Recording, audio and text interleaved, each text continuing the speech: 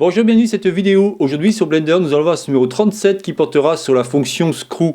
En fin de compte, on va tout simplement s'amuser à créer, on va dire, une espèce de spirale, un ressort. Ça pourrait être aussi une vis. Là, je vous montre un exemple. Le but, c'est vraiment de vous expliquer un peu cette fonction, sachant que je n'utilise pas beaucoup. Il y a d'autres manières de faire, mais bon, c'est toujours intéressant de voir ce qu'il existe dans Blender. Donc sans plus attendre, regardons cela ensemble.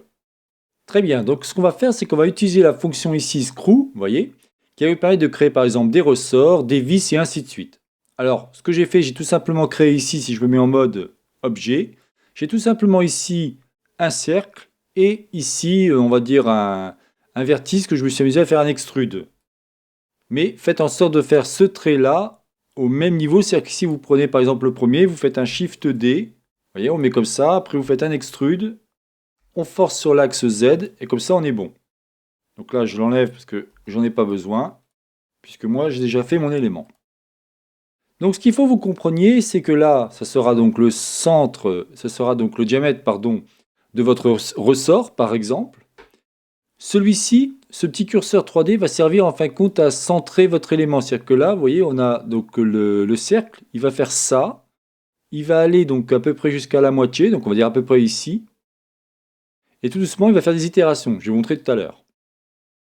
Cette barre-là, elle sert à quoi? Ben, elle sert tout simplement à indiquer en fin de compte on va dire la hauteur entre chaque spire. Bon, le plus simple c'est de vous montrer, comme ça vous allez comprendre. Donc là vous voyez j'ai tout sélectionné, j'appuie sur A, je suis en mode front, pas de souci. J'appuie sur Screw. Alors là il faut savoir qu'ici moi j'ai défini déjà des steps, des turns, alors turn c'est tour tout simplement. D'accord? Vous voyez je vous mets 1 par exemple. Et si on regarde ici, alors vous pouvez bouger, ça ne va pas partir, donc il n'y a pas de souci à ce niveau-là. Mais vous voyez ce que je vous expliquais, donc je vais me remettre ici en 1, je vais mettre en mode filaire pour que vous puissiez bien comprendre. Donc ici, on a bien notre élément qui fait, c'est à peu près la moitié. Et ça, c'est-à-dire qu'on part bien d'ici, et à chaque fois, on fait, si vous voulez, une hauteur supplémentaire. Donc à chaque fois, vous voyez, cette hauteur-là est équivalent à ici, et on a bien ici. Ça permet tout simplement d'espacer votre élément. Si je fais pomme Z, je prends mon élément, je vais l'agrandir, d'accord? Je sélectionne tout le monde, je recommence. Vous avez vu de suite? Mon élément, c'est de suite beaucoup plus espacé. Alors comme je vous expliquais ici, donc là je vais remettre en mode solide, vous allez pouvoir ici changer tout simplement les nombres de tours. Alors celui-ci évidemment c'est déplaisant. Donc vous faites en sorte d'appuyer sur L. Voilà, vous sélectionnez cet élément. Alors on va recommencer pour être sûr. J'appuie sur L et on peut le cacher. Comme ça vous avez votre premier élément. Vous voyez, c'est comme ça qu'on peut créer par exemple un ressort. Voici un exemple. Donc là nous venons de créer un ressort. Alors après à vous de jouer avec les différents paramètres. Alors, chose importante si j'oublie de vous signaler, je vais venir en arrière, voilà. Je vais me remettre ici. Ici, quand vous faites un screw, vous allez pouvoir modifier ici le nombre de steps. Le nombre de steps, en fin de compte, ça va être vous voyez, c'est plutôt la finition, on va dire, de votre ressort. Le nombre de tours, vous l'avez compris ici. Et ici, vous allez pouvoir centrer, vous voyez, toujours pareil, hein, c'est par rapport, en fin de compte, à cet objet qu'on va modifier, que ce soit les axes X, Y ou tout simplement Z. Bon, Z, là, il ne se passe rien.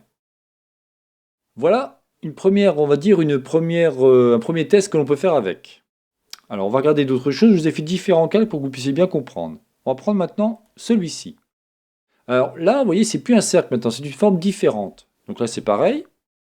Je sélectionne mon élément, je sélectionne tout le monde. J'ai mon curseur ici qui va bien me faire, vous voyez, le centre au niveau de ma forme. Et je fais Screw.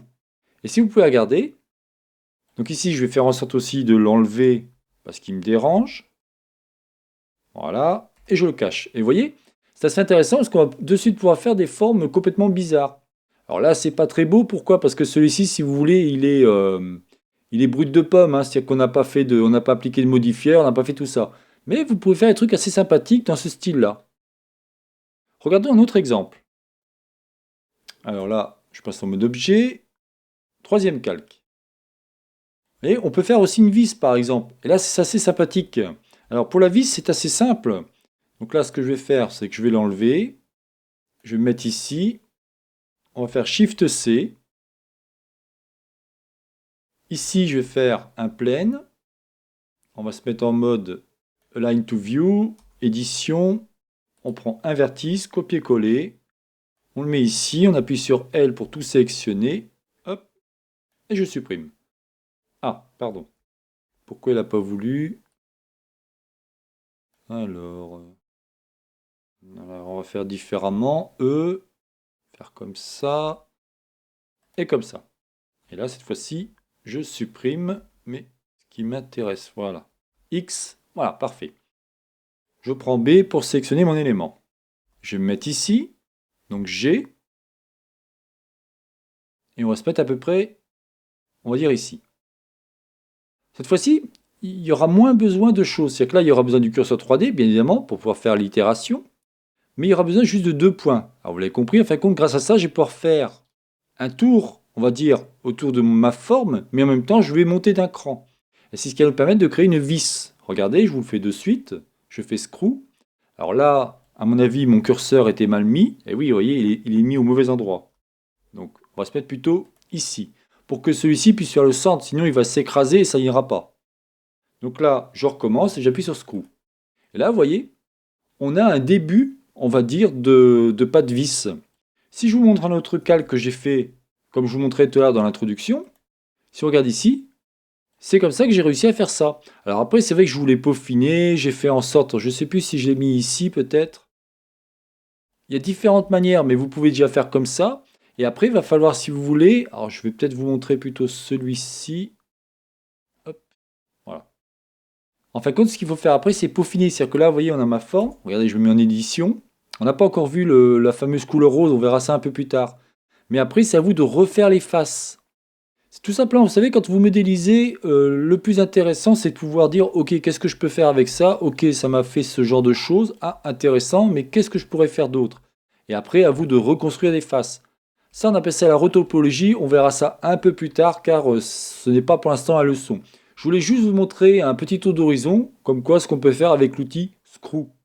Et vous voyez, si je me mets maintenant en mode édition, en mode, pardon, visualisation, vous voyez, on a des trucs assez sympathiques, ça fait comme des vis avec de l'étain qui nous permet d'avoir ce genre de choses. Voilà, donc je n'en dirai pas plus cette vidéo, c'est donc la chaîne Ça va pour tous, réalisée par Jean-Michel. Si vous avez aimé cette vidéo, n'oubliez pas de liker ou tout simplement vous abonner à ma chaîne. Pour la suite des vidéos, nous verrons des touches raccourcies qui sont très intéressantes comme la barre d'espace et la touche W. Bon, ça fera partie des 2 prochaines vidéos. Et ensuite, on arrêtera un peu la modélisation et on se focalisera, on va dire, sur le côté éclairage, caméra, rendu et ainsi de suite. C'est toujours intéressant de créer un modèle. Vous commencez maintenant à bien assimiler les différents, on va dire, outils pour modéliser. Mais maintenant, il va falloir créer des rendus. Donc, je vais vous expliquer un peu ce qu'il en est. Je vous souhaite donc une bonne journée et à la prochaine vidéo. Bye bye.